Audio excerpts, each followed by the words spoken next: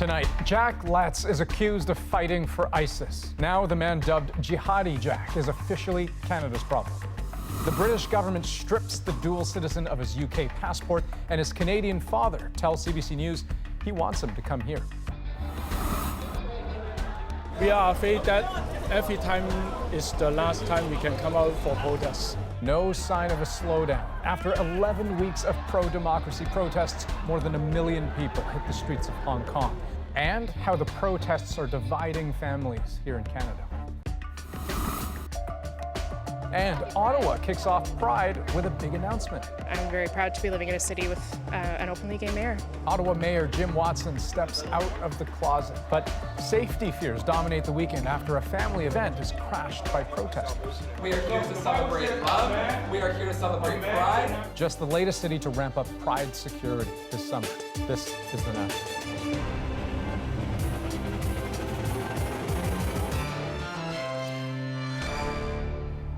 Canada says the British government is ducking its responsibility by stripping an accused former ISIS fighter of his UK citizenship. Jack Letts, known as Jihadi Jack, now has no country but Canada to call his own, even though he's never lived here. Tell my mum I'm sorry. Tell my dad I'm sorry. Letts was born and lived in England, but at 18, 5 years ago, he left school to fight for the Islamic State in Syria. A few years later, in 2017, he was captured by Kurdish forces, where he remains in custody to this day. In June, his parents were convicted of funding terrorism after sending their son about $360. But here's the critical point. Jack's father, John, is Canadian. That makes Jihadi Jack a Canadian citizen, and that's why he could now be this country's problem. And as Jayla Bernstein discovered, Ottawa says that is not a welcome prospect. Do you feel British? Do you feel Canadian? I feel British. I'm British. A British TV crew spoke with Jack Letts in February. They traveled to the prison in Syria where he's being held. If the UK accepted me, I'll go back to the UK. It's my home, but I don't think that's going to happen. Letts, dubbed Jihadi Jack by British media, guessed right. The UK has now stripped him of his citizenship. Canada's public safety minister says the government here is not impressed, and it won't go out of its way to help Letts. Canada is disappointed that the United Kingdom has taken this unilateral action to offload their responsibilities. The government is aware of some Canadian citizens currently detained in Syria. There is no legal obligation to facilitate their return. We will not expose our consular officials to undue risk in this dangerous part of the world. Here's one reason Canada is left holding the bag. Terrorist attacks against this country. A Canadian is a Canadian. The Liberal government is opposed to stripping dual citizens of their Canadian citizenship if they're convicted of terrorism. But even if Canada does nothing, the problem could still reach this country. He and others who are incarcerated may show up at a Canadian diplomatic mission somewhere one day and request travel papers to Canada. They may be released to Syrian authorities and likely find their death, or they're simply going to be released and then roam the world and possibly commit the same sort of heinous crimes. And if Letts does find his way to Canadian soil, prosecuting a case like his will be a challenge. There's crimes in the criminal code for leaving Canada to facilitate terrorist activity or to commit offense on behalf of a terrorist organization. Letts is not, doesn't fall within that category. He's not susceptible to prosecution for this offense because he did not leave Canada. Letts' Canadian father, John, believes in Canada his son would get a fair trial. I would be very happy if Jack went to Canada. If he's done something wrong, I'm sure the Canadian justice system can find a way of finding the truth from the mistruth and punish him if he's done something wrong. And then he can redeem himself and help. You know, he's seen a lot of horrors. He's anti-ISIS, he's anti-extremist, and let him help. He hopes this country will find a way to accept his son. Jayla Bernstein, CBC News, Montreal. Now, if Jack Letts is indeed Canada's problem, he's certainly not the only one. The government calls them Canadian extreme travelers, citizens who've traveled to support and facilitate extremist activities and, in some cases, to directly participate in terrorist acts. Last year, it estimated there were 190 of them abroad, with about half in Turkey, Syria, or Iraq. Now, earlier this year, CBC News learned about 30 Canadians are being held by the Kurds. Only a few are male fighters. The rest are wives and children. The government has said an additional 60 extreme travelers have already returned to Canada, but there have been few prosecutions. Now, under our law, we prosecute under the criminal code wherever that is possible. Collect the evidence and present it in court. But the evidence is sometimes hard to collect. Indeed. Evidence collected in a conflict zone is easy to challenge in court, and any confession given while in custody could be in violation of the Geneva Convention. In case you were wondering, France has led the way in bringing these so-called extreme travelers to justice. It is believed to have repatriated between 80 and 130 citizens so they can be tried in court. Meantime, ISIS is claiming responsibility for an explosion at a wedding in Afghanistan that killed 63 people and wounded more than 180. And it all comes as the U.S. works on a peace plan and reconsiders its military commitment in that troubled country.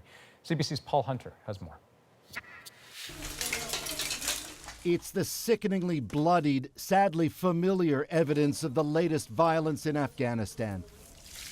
At a wedding celebration last night in Kabul, a suicide bomber killed more than 60 people, wounding nearly 200. Among the stunned and grieving survivors, the groom. I've lost hope, he says. I've lost my brother, my friends. It was a brutal act of barbaric people, said this man, as he stood in a busy and fast-filling graveyard. The violence was the worst of the year in Kabul. ISIS has claimed responsibility. It follows a spate of other attacks throughout Afghanistan lately by both ISIS and the Taliban. This is one of 3 in one day last month that killed 15 and wounded 47. But 18 years after the U.S. military moved into Afghanistan after 9/11, the expectation this weekend is that a number of the still remaining American troops there may soon be drawn home. Donald Trump met this weekend with senior administration officials on negotiations with the Taliban toward that. We have things under control very well with a small force. We can probably make it a little bit smaller, and then we'll decide. Right there. But after all the fighting and amid the continued violence, critics warn the Taliban's not to be trusted. Underlined Trump today, the U.S. would likely leave a significant intelligence presence there even if some troops are withdrawn. We're there for one reason. We don't want that to be a laboratory, okay? It can't be a laboratory for terror, and we've stopped that. Trump suggested there may be more on all of this soon. Meanwhile, back in Afghanistan, the country marks 100 years of independence tomorrow. Celebrations are planned. Paul Hunter, CBC News, Washington. Let's turn now to Hong Kong, where protesters turned out in staggering numbers once again this weekend, all with a clear, simple message for Beijing: stop interfering with Hong Kong's affairs. Even conservative estimates peg the turnout at well over 1 million people. Now, our Chris Brown is there, but as you'll hear, even though it was remarkably peaceful, patience is wearing thin on both sides. Everyone was drenched by incessant thunderstorms, but under a canopy of thousands of colorful umbrellas, a key day of protest in Hong Kong drew an enormous crowd anyway. For Hong Kong people, we're not going to stop if the government is not going to respond to our requests. Police had authorized the rally only for Victoria Park, but predictably, the overflow crowd ignored that, marching down major roads and clogging up business districts. There was concern that after 11 long weeks of protests and disruption in this city, that perhaps the pro-democracy movement had run out of steam. A huge crowd like this should put an end to any thought of that. Notably, it was also a peaceful event, unlike so many other gatherings of late that have ended in violence. The longer the demonstrations drag on, though, polls suggest attitudes among the pro-democracy advocates are hardening, that maybe some violence to force change might be inevitable. Government cannot hear from what we say, so the people have to think a way to let the government know. All this began over opposition to the so-called extradition bill that would extend Chinese justice into Hong Kong. But it's now a far broader push against Beijing's growing influence in the territory. However, silence from Hong Kong's leadership is clearly weighing on many here. Well, I think it's a mixed feeling. At one point, I'm very proud of Hong Kong people. I'm very proud to be one of them. But at the other point, I feel worried. I feel scared. Like, I don't know about the future. I don't know how the entire movement will go to. We are afraid that every time is the last time we can come out for protests.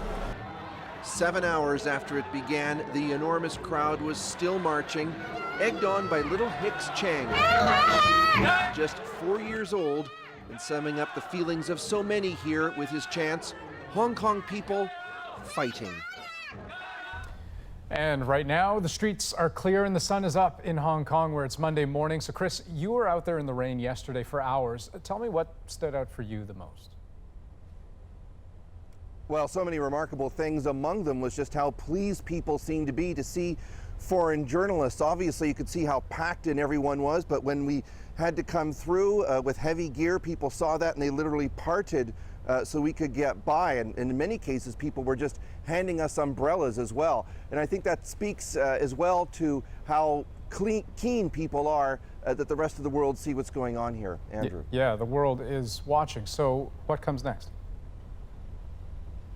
Well, more protests probably next weekend, but also some efforts at some economic boycotts as well. We've seen what a fine line businesses have had to tread here. Cathay Pacific, Hong Kong's flag carrier, has lost a lot of business in mainland China because of its perceived support for the protesters. So here they've come up with lists of friendly and unfriendly companies, asking people to only shop at the friendly ones to put more pressure on the Hong Kong government. Okay. Chris Brown, thanks very much. Now, Canada hasn't intervened directly, but has urged China to show restraint with protesters, to which the Chinese embassy responded tonight, stop meddling. And as Tanya Fletcher reports, that tension is echoed by some Chinese Canadians across this country. Do you have freedom of speech to express what you want to say? A second straight day of protests on the streets of Vancouver mirrored the ongoing tensions on the streets of Hong Kong. Protesters gathered in front of the Chinese consulate, divided as much by their politics as Grenville Street itself. On one sidewalk, hundreds rally in support of Hong Kong's independence. On the other, a counter-protest pushing for Chinese rule. It caps off a weekend of dueling demonstrations that at times grew heated. Hong Kong, stay strong! Tensions and tempers erupted from both sides. And it was a similar scene in several cities across Canada. Crowds of protesters had police on heightened alert in Calgary and Toronto. The turmoil spilling over into the streets and even the homes of many Canadians. Fight, arguments, divisions going to no end. That is causing a lot of hate among our family, which is pretty sad to see that. Sora Chan was born and raised in Hong Kong. She moved to Vancouver 3 years ago and says the political unrest there has divided loved ones here. Her grandfather recently asked the family to sign a pro-China pledge right at the dinner table. We kind of almost done our food, then he started to hand out all these forms and want us to sign out for supporting the government and the police, saying the police is doing the good job, so we have to sign it out. And what did you do? I refused. She says even the prospect of a divided family will not stop her from speaking out. This is democracy, right? This is what we are talking about. This is my responsibility. If I don't come out, who can? Tanya Fletcher, CBC News, Vancouver. And here are some other stories we're watching this Sunday night on The National. The Canadian woman whose fiancé was shot dead in New Zealand has released a statement paying tribute to him. Bianca Buckley described Sean McKinnon as the love of her life and her greatest teacher and protector. The two were sleeping in the couple's camper van on Friday in New Zealand when an intruder broke in, killing McKinnon. Buckley managed to escape. Police in northern BC are appealing to the public for help in the search for a 4-year-old boy. George Azar Benoit was last seen Saturday afternoon at a berry-picking farm with his parents. Search and rescue teams have been deployed. More than 100 volunteers have turned out to help find the little boy. It's believed he spent last night outside. Well, Capital Pride celebrations in Ottawa started with some big news this weekend. The city's longtime mayor, Jim Watson, announced he is gay. But just hours later, there was a public incident of anti-gay harassment. And as Ithil Musa tells us, it's all making for a different kind of pride this year. Ottawa Mayor Jim Watson says he knew he was gay as a teenager, but talking about it openly took nearly 40 years. My hope is that some of the parents that have reached out to me today who said they're sharing my story with their kids, hopefully it'll make it easier for some young people who are having doubts about whether they should say anything. And I guess my message is, don't be afraid to come out, don't feel rushed, but don't take 40 years either. Watson says he shared his secret with only 2 friends before coming out, although he says he always suspected most of his family and friends knew. Now that he's living his life as an openly gay man, the support, he says, has poured in. The city has responded in a way that really is so heartwarming, so I am very, very happy for him. That there's a rise of intolerance and hate. And in the context of that, I think youth who are afraid to be themselves publicly with their friends, they have another role model to look up to today, and I think that's really significant. That intolerance he spoke about was apparent this week. A storytelling event for children hosted by a drag queen was interrupted Saturday by religious protesters who called it child abuse. I'm very happy with who I am. I'm happy to talk to these kids today, make them know everything is okay. In light of that incident, organizers of Capital Pride say they've reviewed their safety and security plans for the week-long annual festival. They made a special request to police to be on hand today for a family picnic. Extra volunteers showed up too. Today we've got lots of extra folks that have shown up to show their support, to be in solidarity with the community, but also just to help keep the space safe with a really nice community response. Ottawa police say they will make themselves available to attend events all week as necessary to ensure people feel safe. Ithil Musa, CBC News, Ottawa. And it's not just the Ottawa Pride event that's had to rethink its approach to security after some ugly run-ins with protesters. Hamilton police launched an investigation after violence broke out during Pride festivities there a couple of months ago. Tensions between religious protesters and Pride attendees erupted, and police were on high alert in Toronto that month too. There was violence near a Toronto Pride event when self-identified Canadian nationalists scuffled with people. Okay, still ahead, we go in depth on Hong Kong. What's next in the standoff between the protesters and Beijing? But first, in a run-up to the federal election, a land dispute in Quebec is forcing the Liberals to tread carefully. I can understand why Ottawa would want to boot this issue into the tall grass beyond the next election.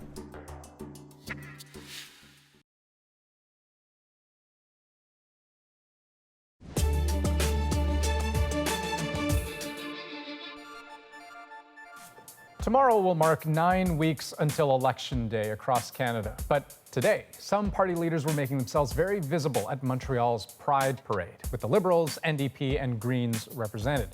Last night, Conservative leader Andrew Scheer was in Charlottetown to take in a horse racing event and support a local candidate. Now, the newest federal leader, Maxime Bernier, held a conference in Gatineau. He's the head of the new People's Party of Canada. And as Salima Shivji reports, much of the talk there had to do with the decision to exclude Bernier from the upcoming leaders' debate. Maxime Bernier gets a hero's welcome in this room full of People's Party of Canada candidates. More than 300 already named, prepping for the election. As their leader makes his case, his party shouldn't be on the margins. Yes, I'm ready to debate with the... A plea repeated again and again, aimed squarely at the commissioner of the group organizing the leaders' debates this fall. David Johnston decided he hasn't seen enough evidence to conclude that the People's Party of Canada has a legitimate chance of electing more than one candidate in the next federal election, leaving Bernier out of the mix for now, a decision the PPC leader calls a mistake. We have 40,000 members all across the country. People who believe in our values and the way that we're doing politics. So we must be there. It won't be a real debate if we're not there. And I hope he will change his mind.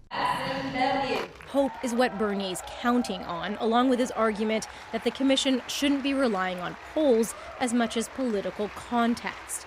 As he waits for the final word a month from now, Bernier is setting the stage with shots against his main rival, Conservative leader Andrew Scheer. He is pandering to every interest group in this country, including, and that's a shame, including radical Islamists. While some candidates are thinking of the work to come on the ground. It's always hard when you're part of a new party that nobody knows. So do you call this campaigning? I don't know. I'm explaining to people why Maxime Bernier is really the guy who represents real change.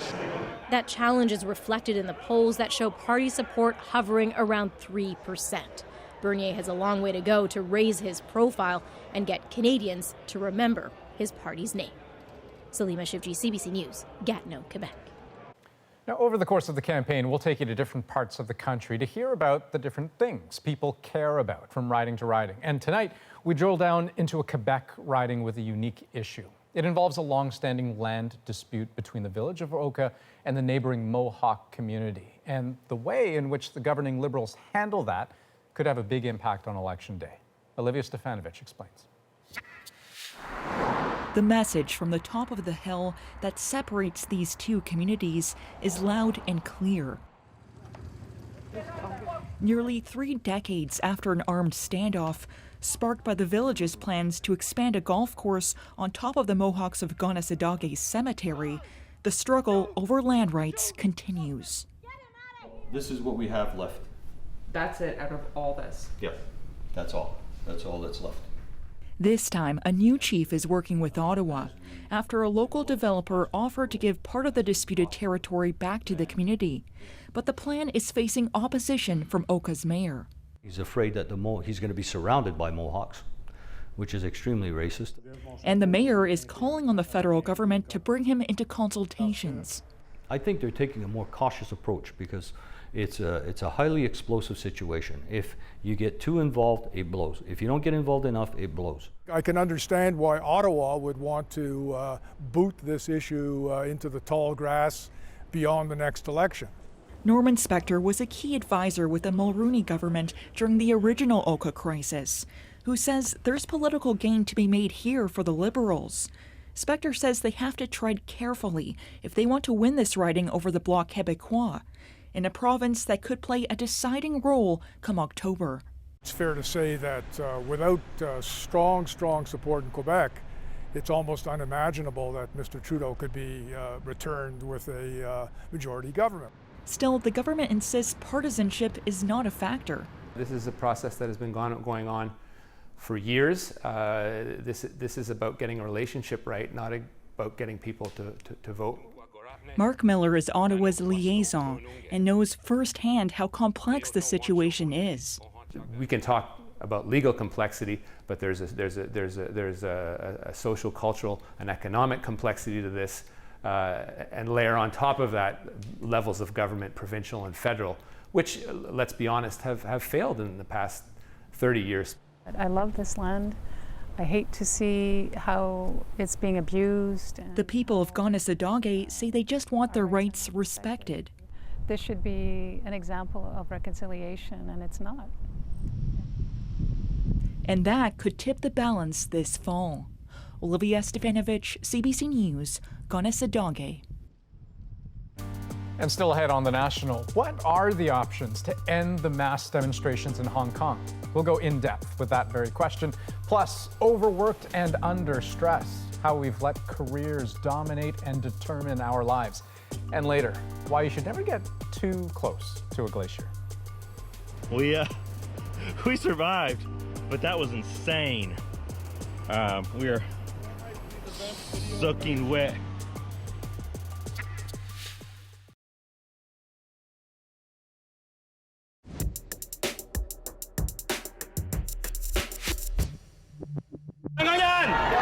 I just wanted Hong Kong to stay Hong Kong.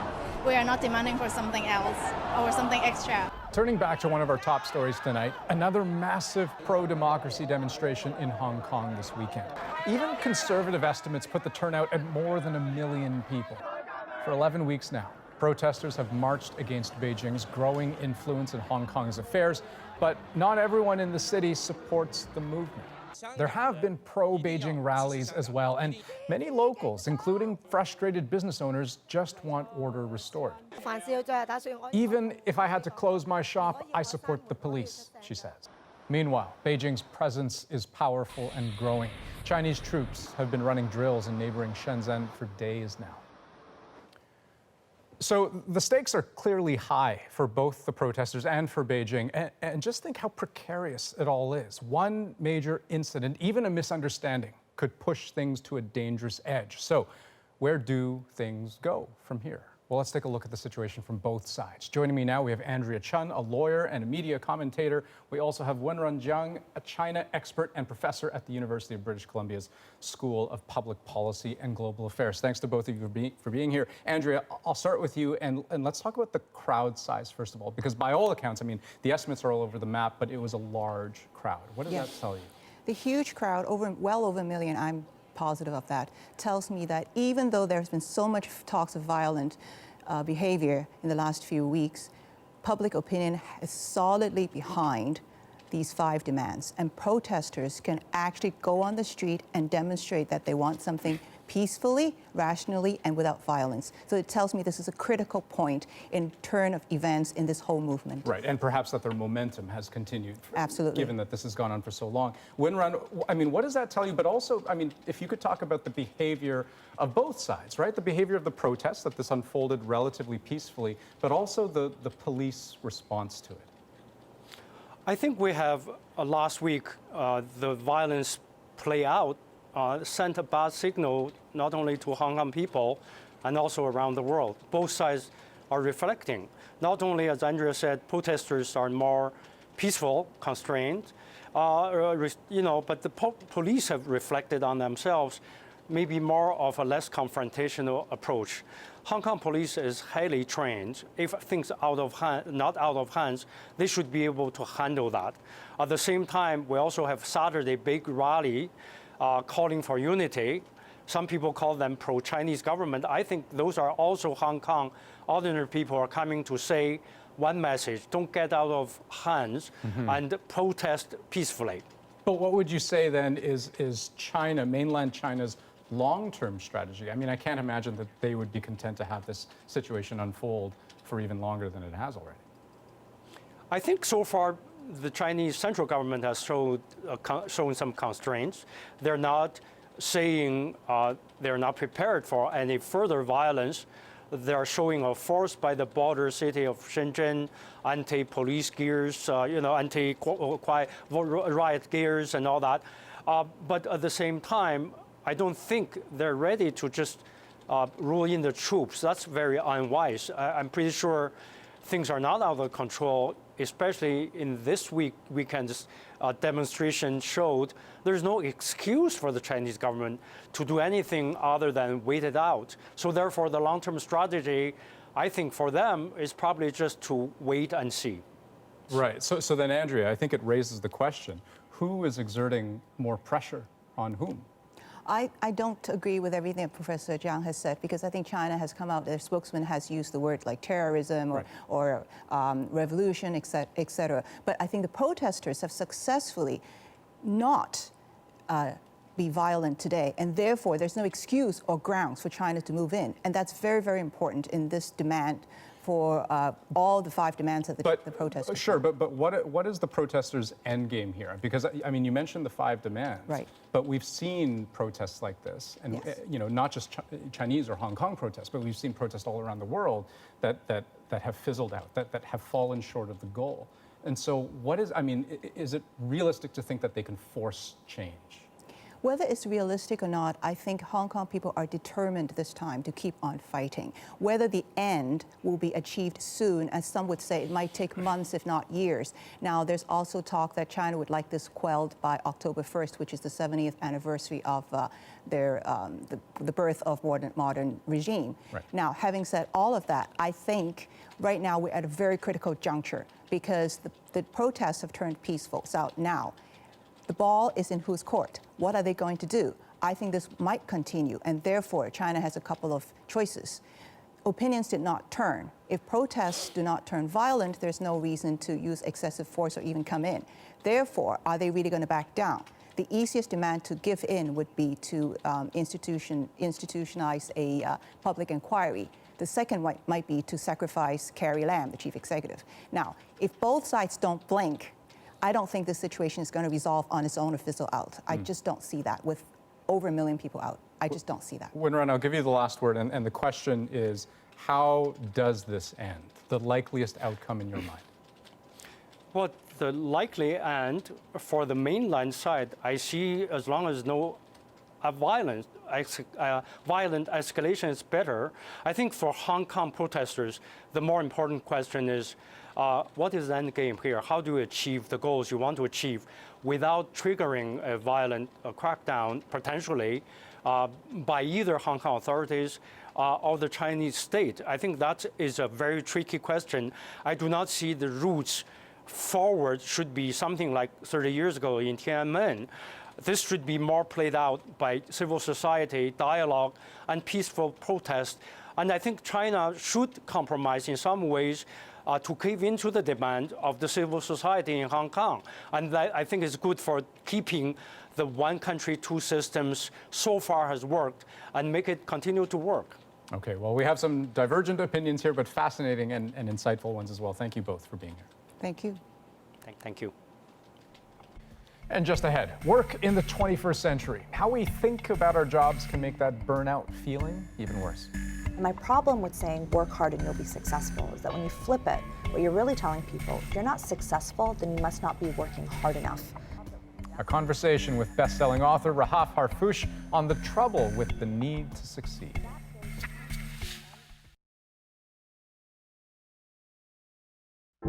I'm Jamie Poisson, and tomorrow on CBC's daily news podcast, Front Burner, one woman's devastating experience with breast implants linked to a rare form of cancer. Subscribe wherever you get your podcasts.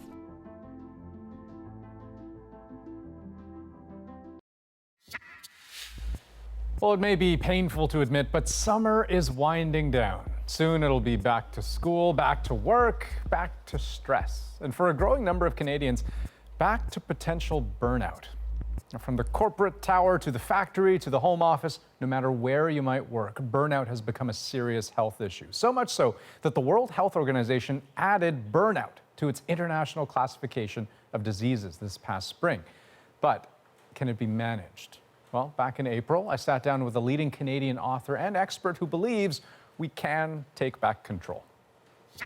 Today, productivity has become an individual pursuit. Rahaf Harfouch. She's a Canadian you may never have heard of before, but you may be able to relate to the message she's spreading. We work too damn hard. And in the 21st century, the way our very jobs are changing, from the factory floor to the knowledge economy to who knows, we're on a fast track to trouble. Consider this. Harfouch first made a name for herself a decade ago, volunteering on Barack Obama's 2008 presidential campaign. That experience drove her first book, and since then, she's become a New York Times best-selling author, traveling the world, studying and speaking about the impact of technology on people, on culture, and increasingly on how we define work and how work defines us. But fast forward to 2016, her life came to a crashing halt. She was paralyzed by burnout. And as a self-described creative who could no longer create, she had to ask herself the question, now what? Her soul-searching led to her latest book, Hustle and Float. And I sat down with Rahaf Harfouch recently in Toronto.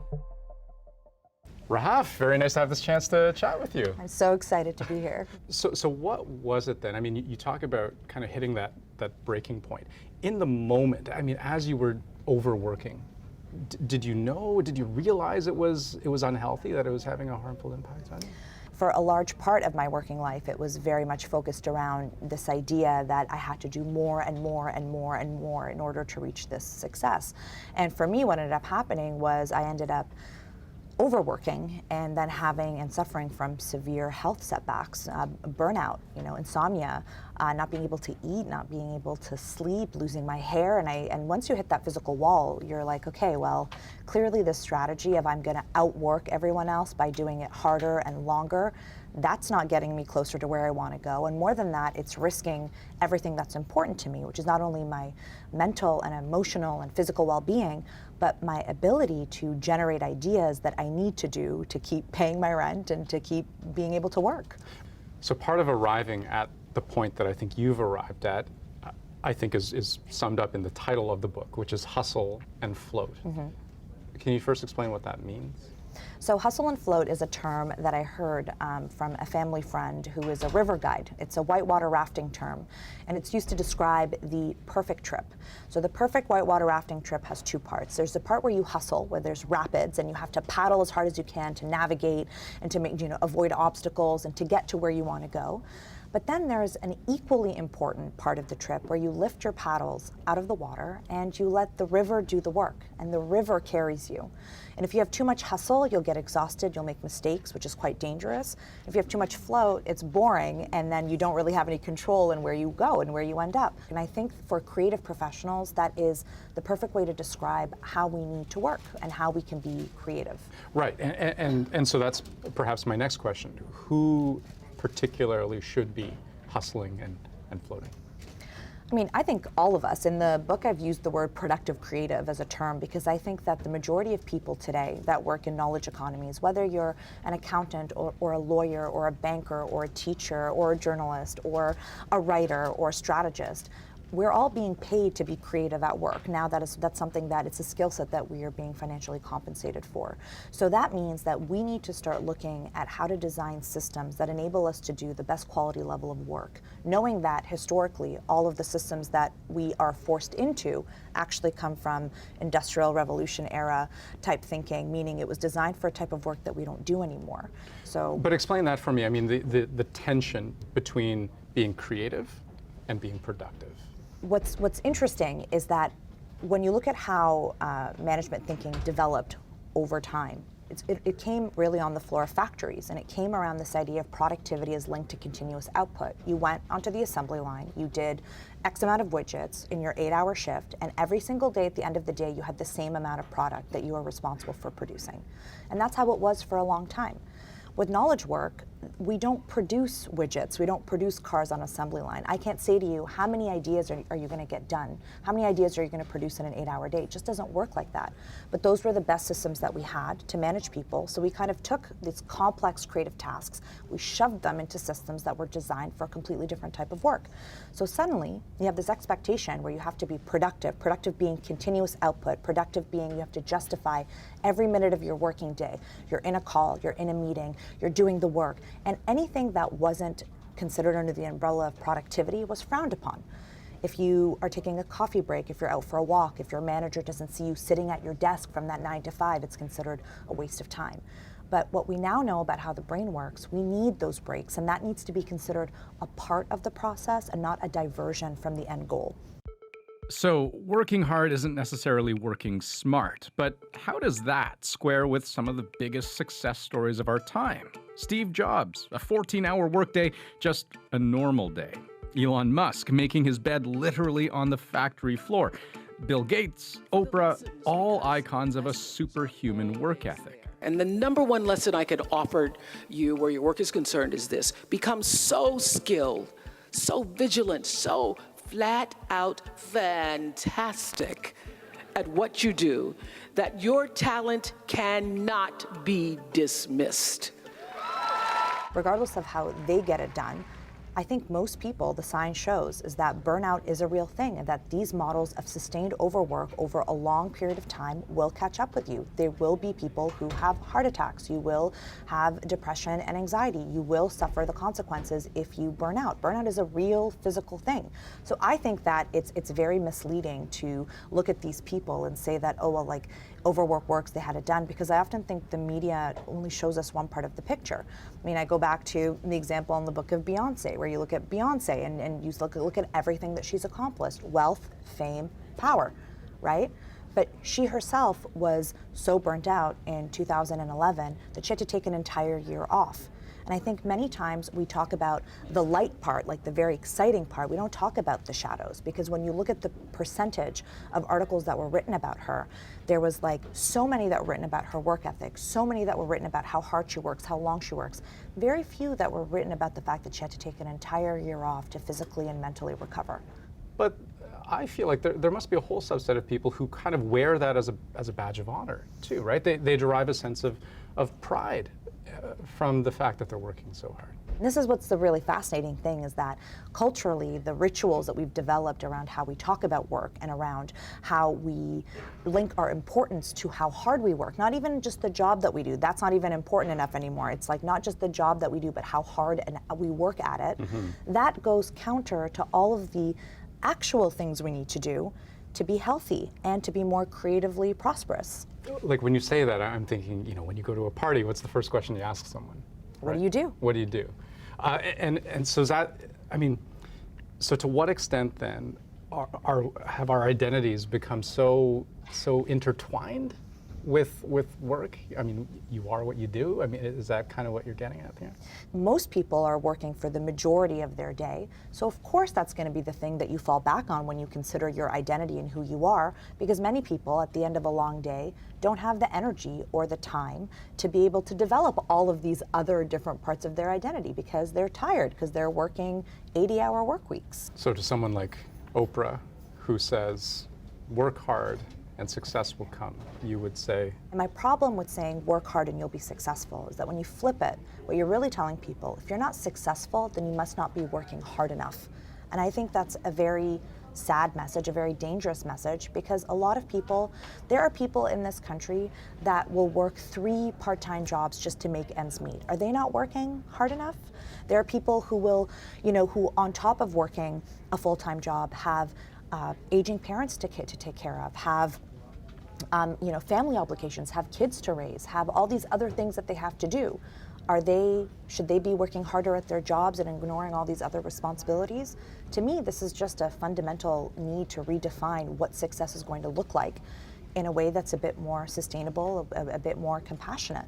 Because many of these people that that we talk about are people who have the benefit of having a lot of support systems in place, of having the money to be able to maybe hire extra staff, hire nannies, hire cooks, travel by jet, all of these things that enable them to get more things done. I think the average person can't look at that as a standard and then feel guilty and shame themselves because they're just struggling to make ends meet, because salaries haven't risen, because there's like wage stagnation, because of all these other economic factors. Instead, we say, no, none of that's a big thing.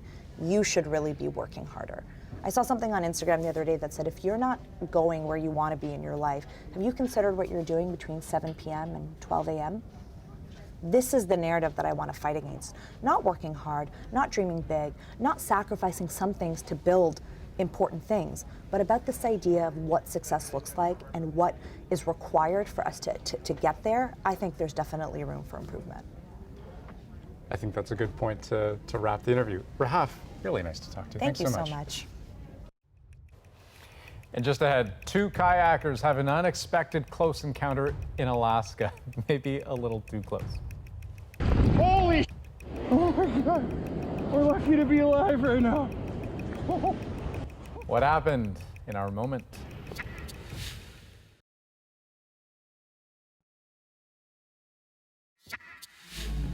A viral video out of Alaska shows why traveling in the wild can be both beautiful and unpredictable.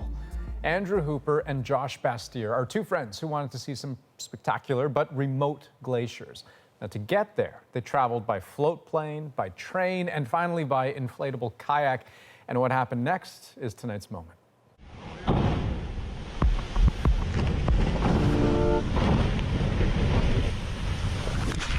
Wasn't expecting an event like this, but obviously our ignorance got the best of us. Luckily, we turned out to be okay. But yeah, so we hung out there for about 5 minutes and listened and watched. And again, that was a lot larger than we were expecting because I'm from Texas. We don't have glaciers down here.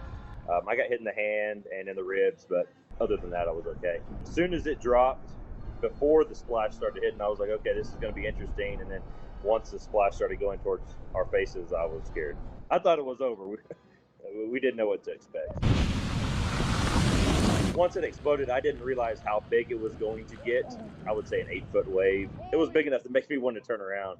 So we started paddling away and, looking back, and the iceberg started surging out of the water and just kept getting taller and taller and taller. And I didn't know when it was going to end. We're lucky to be alive. It was a lucky experience that we survived it. I wouldn't do it again, that's for sure.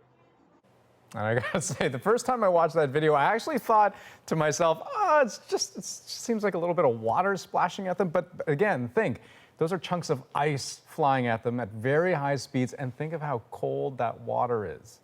Drying off must not have been very fun. That's The National for this Sunday, August 18th. Have a good night.